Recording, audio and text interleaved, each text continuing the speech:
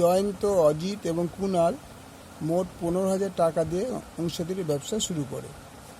বছরের শেষে জয়ন্ত, অজিত এবং কুণালের লাভ হয় 800 টাকা, 1000 টাকা ও 1200 টাকা। তাহলে জয়ন্ত কত টাকায় ব্যবসায় নিয়োজিত করেছে হিসাব করে দেখি। জয়ন্ত,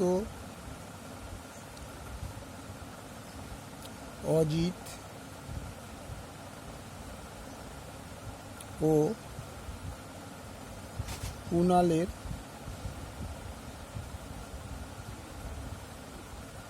মূলধনের অনুপাত 800:1000:1200 equal to 8:10:12 equal to 4 দুগুণে 8, 5 দুগুণে 10, 6 দুগুণে 12। এই মোট অনুপাত কত হবে? মোট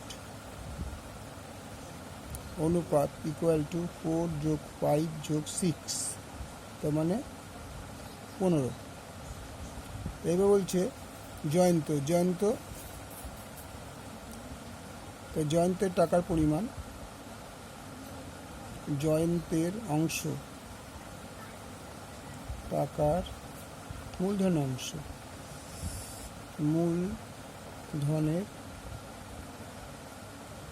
অংশ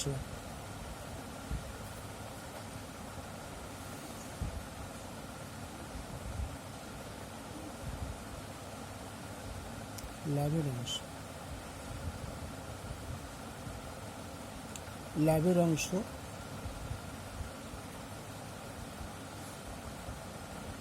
কি উল্টা পাল্টা 15। তাহলে 4/15,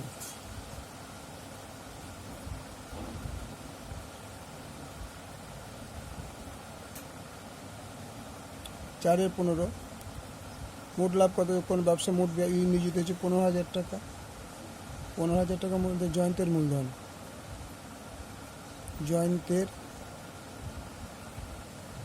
মূলধন ইকুয়াল টু 4/15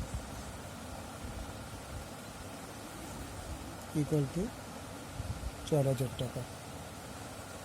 তাহলে জয়ন্তের মূলধনের পরিমাণ হয়ে গেল 4,000 টাকা। ওকে।